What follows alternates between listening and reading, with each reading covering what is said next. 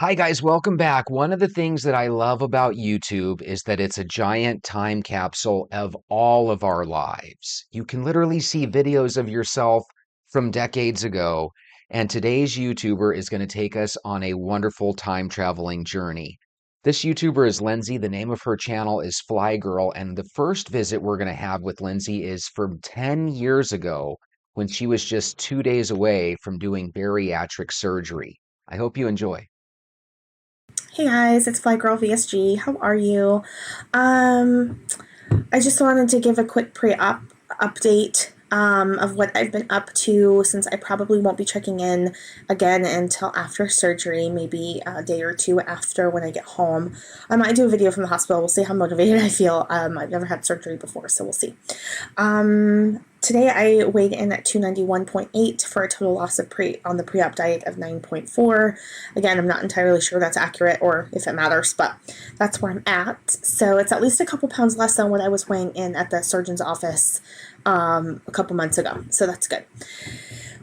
So I'm on all liquids tomorrow. Today's the last day of the pre-op diet with solid foods. I've been eating a lot of salads and protein shakes and turkey and chicken, and I had a little bit of ham around the Thanksgiving holiday last week, which was harder for me to navigate than I thought it would be. I did have dessert. I didn't have as much dessert as I normally do, considering that there's 9 people in my family and there were 11 desserts, but I did have one small piece of pie. So I felt pretty good about it though. Like I didn't oversnack and I didn't bring home a lot of leftovers that I wanted and I haven't eaten them, but other than that turkey and a little bit of ham. But I have been noticing that I've been more irritable. So today I am hungry. Sunday and yesterday I was following my boyfriend around the house, just cleaning up after him. Like he was making me a little crazy, and he's been making me a little crazy. And it's not him; it's totally me. Like, I mean, I'm pretty tidy, and he's not as tidy, so that's a kind of a pick your battle sort of situation. But it's been bothering me more, like almost like a PMS, but I'm not PMSing. So I just hope that throughout this process I can stay nice. Like I don't want to be mean, especially to the people who are the most important to me. I just hope I can balance that. Definitely have been having more head hunger. Sunday, we had this macaroni and cheese thing at Thanksgiving that was so good, and I had probably 3 bites of it. And I really wanted that. I really wanted anything other than salad and protein shakes. But so I was really irritable on Sunday, and I totally knew what was going on. It was rough. So I'm sure that that will be something that will continue to be going on during this process and this journey as things move forward. All right, so let's talk about this. She's a little bit under 300 pounds. She's getting a little irritable, right? Because she's not able to enjoy all the foods that she likes, but she's cognizant of it. She doesn't want to be an irritable person, right? But she looks really happy. She looks really excited. Let's now go into the future a handful of years. Okay, now this is Lindsay 4 years later, so about 6 years ago from now, right? She obviously looks a little bit smaller. She looks totally happy. Look at her. Look at how excited she looks, right? Let's hear about what she's doing now. Hey, hey guys.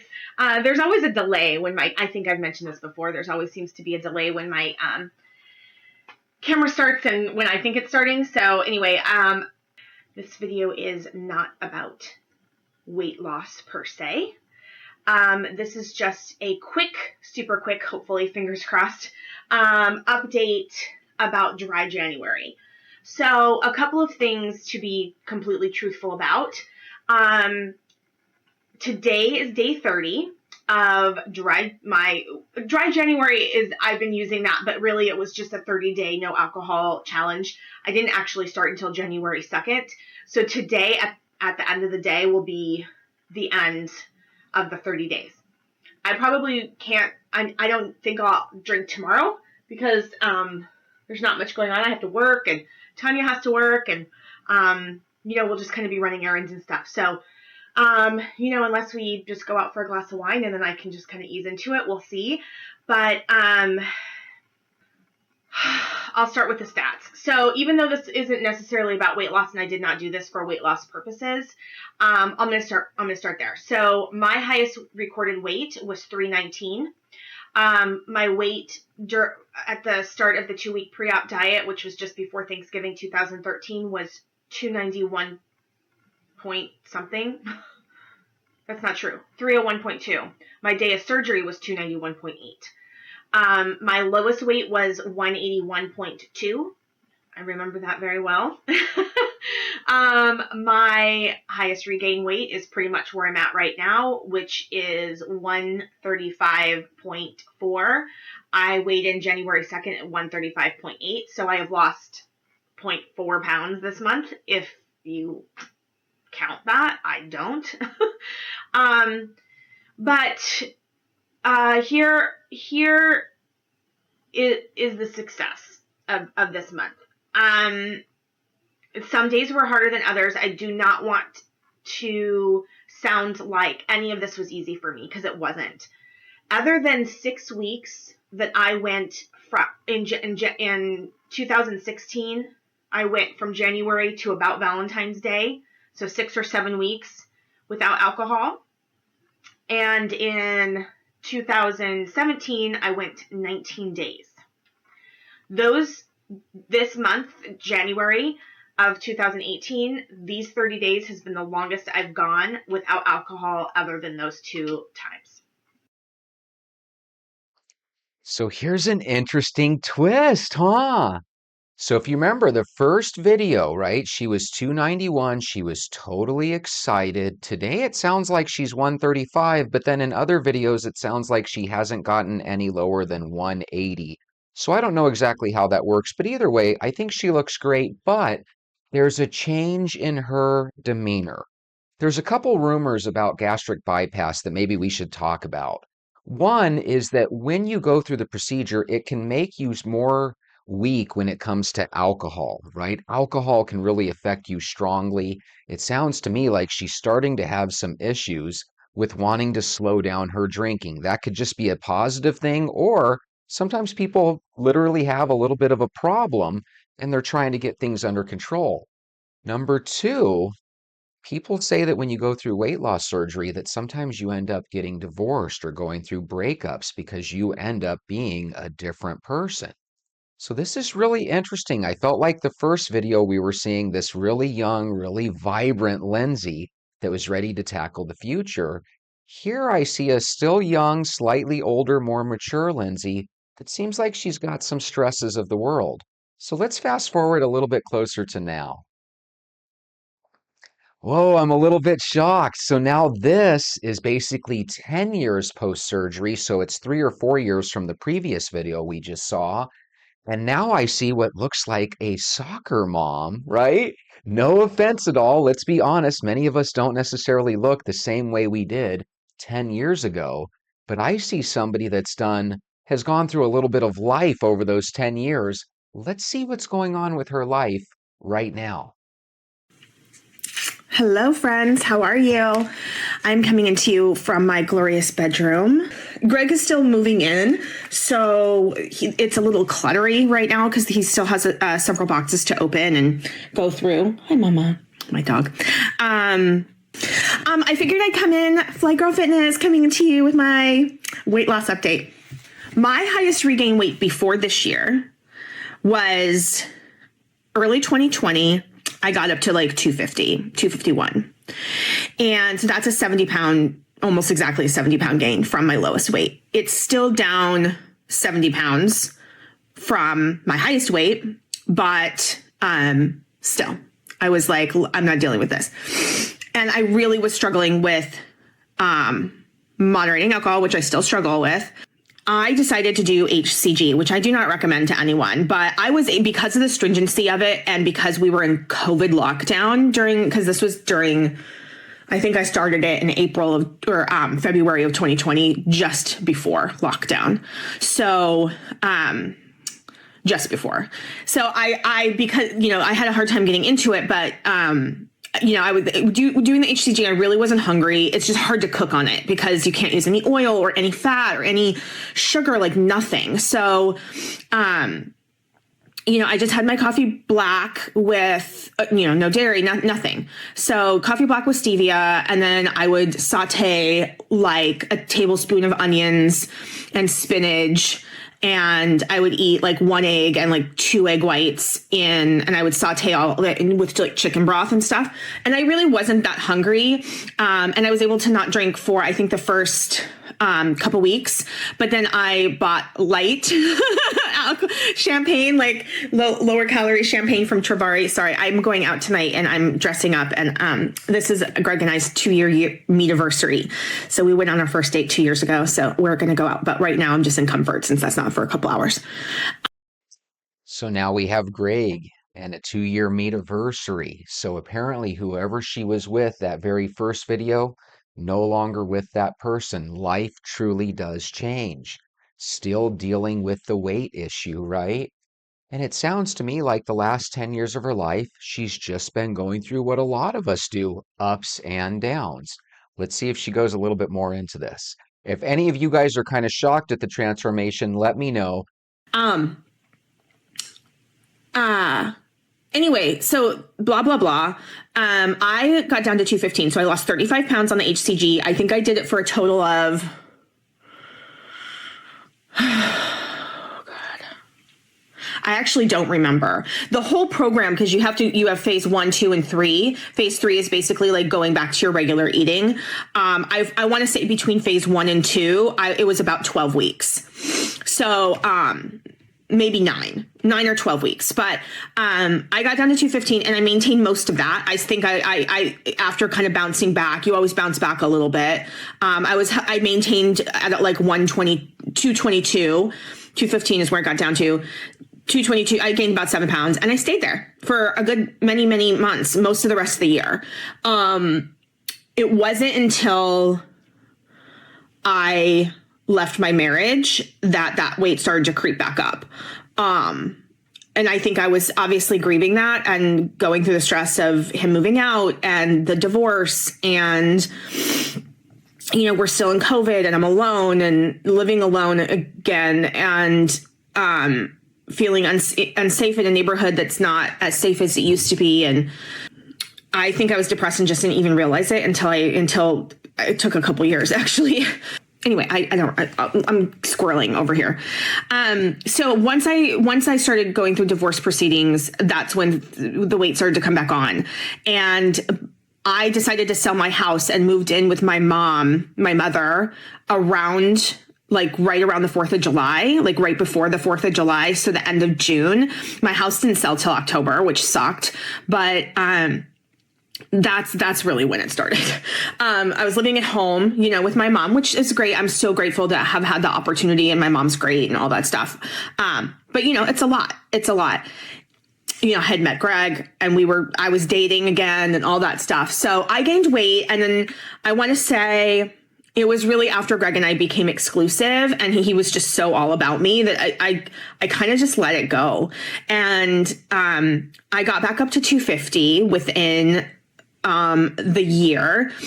So I started Mounjaro actually several months ago, and I've lost about 20 pounds, but I'm currently on Ozempic. I like Mounjaro better from a like how it affects me and my desire for food and all of that stuff much more than Ozempic. But I did struggle with the only side effect I had on Mounjaro was I would have pretty gnarly site injection reactions. So I would have like a really big welt or a really big bruise, and the welt would be itchy and swollen and really uncomfortable, like stingy. That's the only side effect I've ever had on that. I think one time I was like a little lethargic, but it could have been that I was tired. I don't know. With the Ozempic, I definitely struggle with constipation. And I don't like the process of the shot as well, but I do still have appetite suppression, not to the point that I did with Ozempic, but with Ozempic, I only got up to, I want to say 7.5, and on Ozempic, I'm still building up. So I'm at 0.5 with Ozempic right now. I don't know if her relationship or divorce or any of that were related at all. Sometimes people grow older together and sometimes they grow older and part ways, right? I'm divorced myself, so I don't want you, Lindsay, to get mad at me thinking that I'm blaming everything on your weight loss surgery, this, that, and the other. Sometimes relationships don't work out, mine included. What I do notice, however, and I'm sure you guys do as well, is that that person from 10 years ago that seemed like they were really excited about the future seems to have been replaced with somebody that's had a lot of life's experiences and know there's ups and downs along the way regardless. She's no longer having good success from her weight loss surgery, but now she's looking to turn the corner in a positive way with Manjaro and Wegovy, and we wish her the absolute best. If you're dealing with a weight loss issue, we want you to have success moving forward. And speaking of moving forward, I'd love to have success with you. Why don't you go get your shoes? Let's all go for a walk.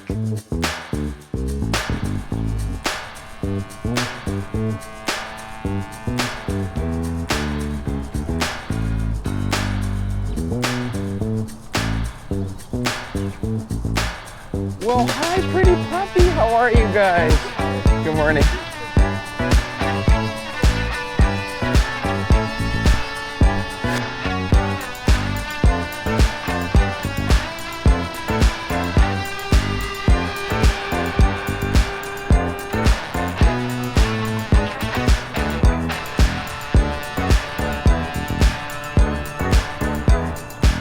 Good morning, Venters. Oh my goodness. You know, it's really true that walking will help you sleep better than you've ever slept because, man, I'm telling you, I've been sleeping so well, and since the heat kind of went away the last couple of days, I've been sleeping even better. Guys, we are coming upon, well, we're about 10 days or so away from our 200th day in a row walking. That is quite an accomplishment if you think about it. Holy moly. And here's the crazy thing. It's not like we did that on a 5-day week, you know. We've done that consecutively in a row. Just going to show you that walking is something we can do every day. And if you're new to the channel, this is why you should walk with us, because we actually do manage to walk every single day. And I know that some of us occasionally take a day off, but you know what? You guys must be into a routine because you jump right back into it. Good morning, sir. How are you? Morning. Good. And yourself? Good, good. Thank you. Look at these beautiful poodles. Did you see how big that standard poodle was? Oh my God. That would be my dream dog, by the way, a standard poodle, just because of how big they can get. I heard somewhere that poodle blood is the closest to wolf blood, but I heard that like 30 years ago before everyone was online, so it could be complete bullshit. You know, that's one thing I found growing up.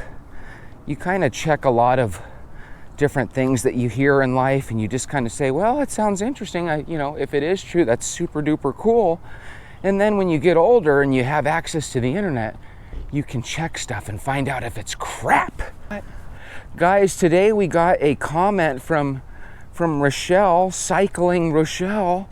Rochelle, I haven't heard any comments from you in 2 weeks. So when I saw your comment today, I was like, hallelujah. Rochelle is still with us. You know, sometimes venters like to talk on comments, but sometimes they legitimately just like to hang out in the background. So, Rochelle, maybe you never left at all. Maybe this is just the first comment you left in a little while. Either way, so happy to hear your comments. Rochelle, one of the comments that you left was that you've gotten the talk from your doctor. And the reason you said that is because I told you how my mom just got that talk the day before yesterday. You want to know something crazy? Right after you get that talk, a lot of times it's easy to just go right back to your lifestyle. Rochelle, in your case, we know that you're walking all the time, so good for you. Keep it going. There's no reason why we can't get you back to where you need to be, and who knows, maybe you're already back to where you need to be Just keep walking and drinking water, and you will stay there. Remember, guys, this is not a cure that happens overnight, but one thing that does happen pretty quickly, maybe you guys can comment, or Mala, maybe you can leave a comment on this. One of the things that happens right away is not the physical part, but the mental part. You can very much get to the point where after just a walk or two, you'll tell yourself, hey, this wasn't half bad. I think I could get used to this. And you know what? In the mornings right now, such a pleasant temperature. Here's the thing I'm forgetting. Pleasant for me could be freezing for you guys. So again, grab your windbreakers, grab your light coats. Let's get ready for the weather to get colder and colder. One of the things that I do during the summer is I go to the malls and I buy jackets that are on clearance. Those same jackets, if you buy them during the winter season, they would literally cost twice as much. But I was able to go to Dillard's, which is probably the fanciest store in the mall, right? And I was able to buy 2 or 3 jackets over the last 2 or 3 years that would have normally cost double. So again, when the summer rolls around, buy those jackets, because you know as well as I do, right after the summer, it's going to start getting cold again. So guys, let's talk about this. You're on your Saturday walk. I'm assuming on Saturdays you have the day off. This would be the perfect way for you to introduce extra credit into your life. You really enjoy your half-hour walk during the day. For whatever reason, you haven't started walking at lunchtime. But here we are, Saturday and Sunday are upon us. This is the perfect time to change your schedule. As a matter of fact, here's a challenge for everybody that's been a venter for a while. Let's no longer look at the weekend as a half-hour walk. Let's up that so it's a minimum 45 minutes. Maybe even for some of you, you can up it to a minimum hour. That ain't gonna kill you. It's your favorite thing, walking. So get out there and let's start walking a little bit more, at least on the weekends, if nothing else. If you're already walking all the time, just ignore my voice. But if you are a new venter, right? You're on day number 8, you're heading into your second ever week. Let's up that 10 or 15 minute walk. Let's go ahead and let's naturally up that up to about 20 to 30 minutes. What do you say? And then what I want you guys to do is, now that you're already drinking water for breakfast, lunch, and dinner, I want you to go ahead and add a bottle of water for your 3 snacks in between. So you're gonna have your morning bottle of water while you go on your walk. You're gonna have a morning bottle of water with your breakfast, morning bottle of water with your first little snack, then lunch, then the afternoon snack, then dinner. Let's get you to the point where you are devouring 6 bottles of water.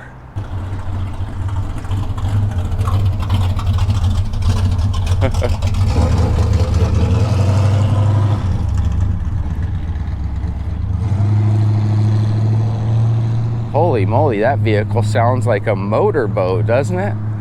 Holy moly. You got to be careful when you say words like motorboat. That'll trigger women, and they're like, oh my God, I remember that guy back in the day. Hi, puppies. Hi, puppies.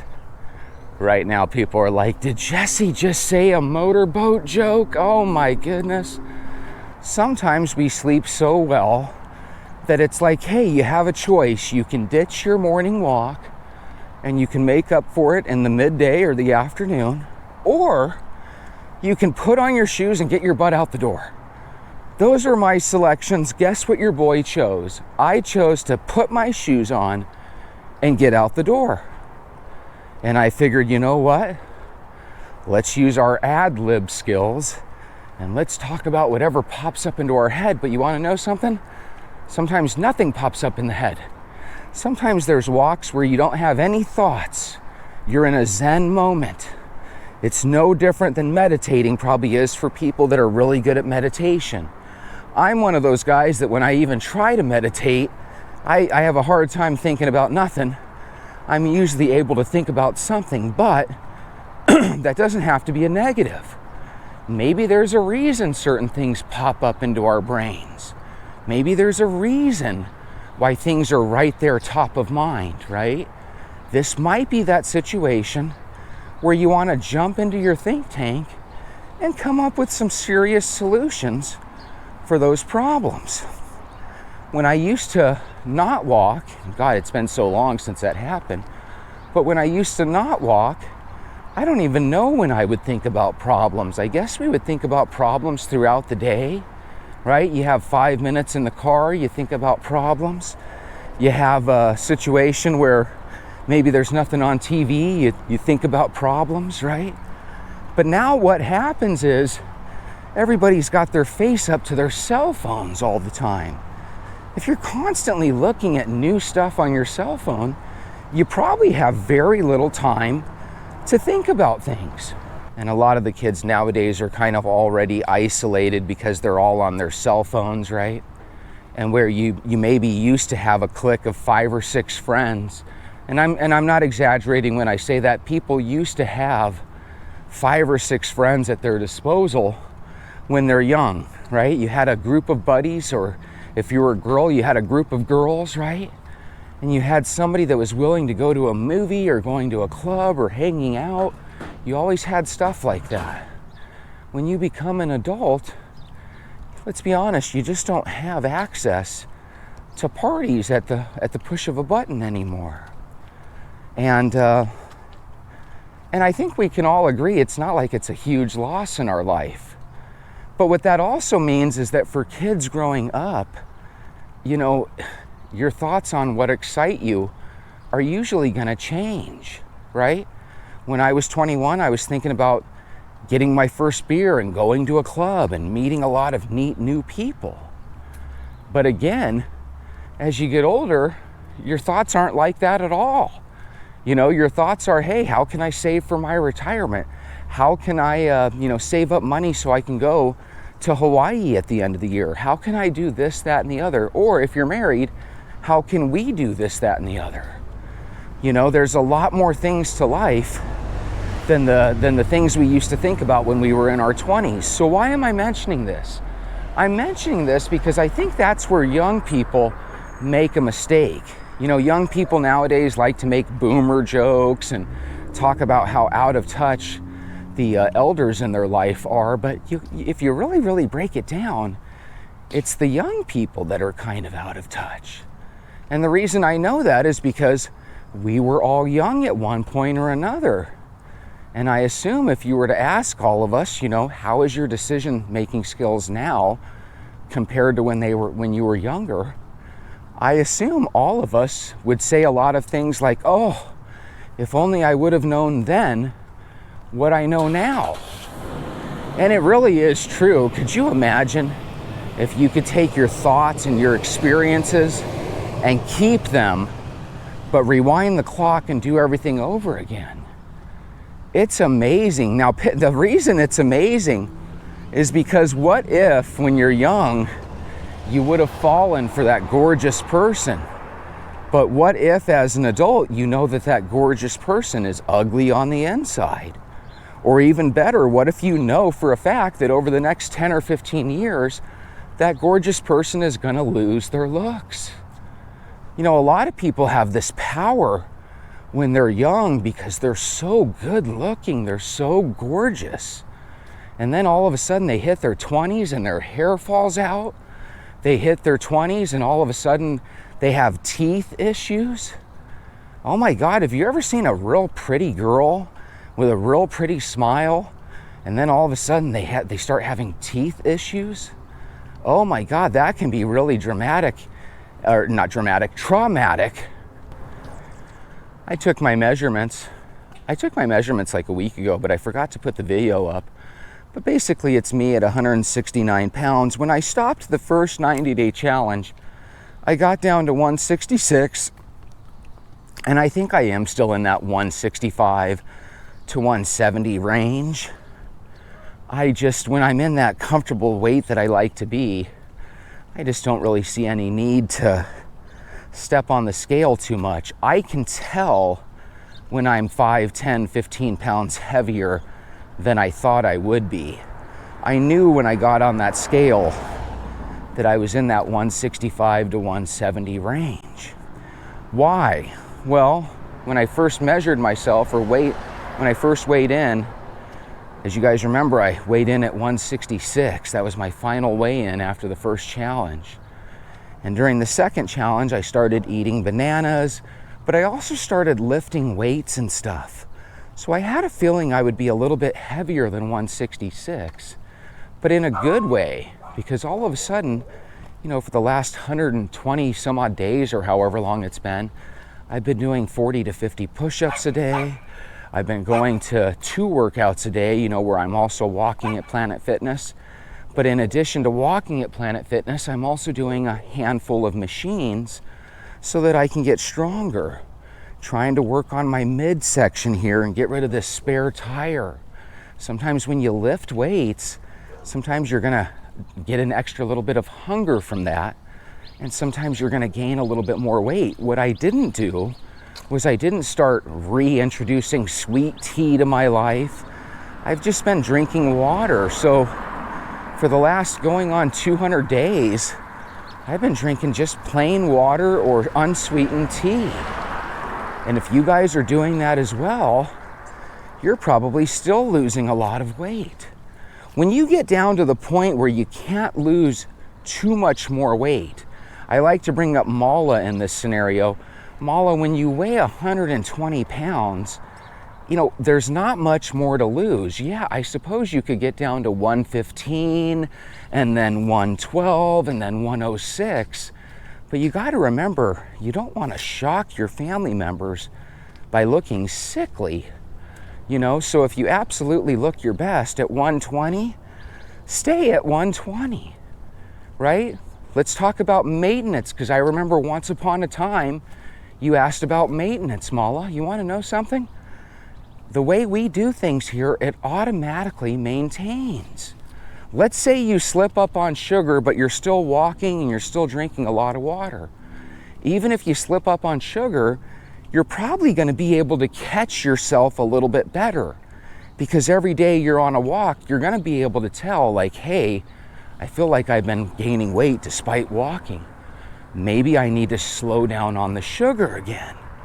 And if you catch yourself and you say, my goodness, I've started getting to the point where I'm eating 2 donuts a day, you might have as simple of a move as just simply cutting out one of those 2 donuts, upping your walk 15 minutes, staying away from that extra teaspoon of sugar in your coffee. Those are little tiny moves that might be able to get that little 5 or 6 pounds you added to your frame and get it right off of you. But again, don't look at weight loss as this never-ending thing. Once you hit your goal, maintain. That's where the 2/3 rule becomes super important. Because when you hit your goal or even get a little bit smaller than you want, that's when I think it's okay to have a scoop of ice cream. That's when it's okay to bust out a Coca-Cola. What's not okay is to get to the point where we're just the old person we used to be and we let everything go to hell. Stay focused, keep track of where you are. You don't really even need a scale to feel if you're getting heavier. Most of us can feel if we've gained 10 pounds. I'll probably end up doing a video with you tonight because I didn't talk about much, but have a beautiful day, and I'm looking forward to the nighttime video. Let's do some extra credit together.